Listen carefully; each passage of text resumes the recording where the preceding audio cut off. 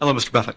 I got two short questions. One is, how do you find intrinsic value in a company? Well, intrinsic value is the number that if you were all-knowing about the future and could predict all the cash that a business would give you between now and Judgment Day, discounted at the proper discount rate, that number is what the intrinsic value of a business is. In other words, the only reason for making an investment and laying out money now is to get more money later on, right? That's what investing is all about. Now, when you look at a stock, when you look at a bond, assuming it's the United States government, it's very easy to tell how much you're going to get back. It says it right on the bond. It says when you get the interest payments, it says when you get the principal.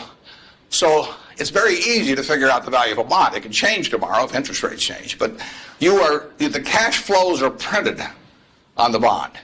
The cash flows aren't printed on a stock certificate. That's the job of the analyst, is to print out, change that stock certificate, which represents an interest in the business, and change that into a bond and say, this is what I think it's going to pay out in the future. When we buy, some new machine for Shaw to make carpet, that's what we're thinking about, obviously, and you all learn that in business school. But it's the same thing for a big business.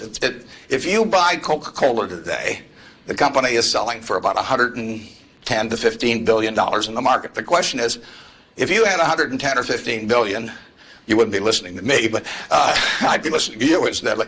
But the question is, would you lay it out today to get what the Coca-Cola company is going to deliver to you over the next 200 or 300 years? The discount rate doesn't make much difference as you get further out. And that is a question of how much cash they're going to give you. It isn't a question of, it isn't a question about how many analysts are going to recommend it or what the volume in the stock is or what the chart looks like or anything. It's a question of how much cash it's going to give you. That's the only reason. It's true if you're buying a farm. It's true if you're buying an apartment house.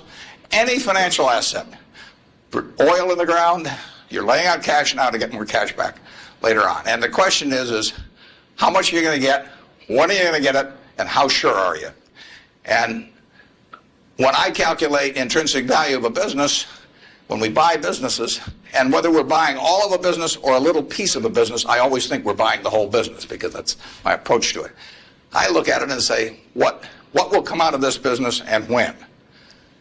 And what you really like, of course, is them to be able to use the money they earn and earn higher returns on it as you go along. I mean, Berkshire has never distributed anything to its shareholders, but its ability to distribute goes up as the value of the businesses we own increases. We can compound it internally, but the real question is, Berkshire's selling for, we'll say, 105 or so billion now. What can we distribute from that 100? If you're going to buy the whole company for 105 billion now, can we distribute enough cash to you soon enough to make it sensible at present interest rates to lay out that cash now? And that's what it gets down to. And if you can't answer that question, you can't buy the stock.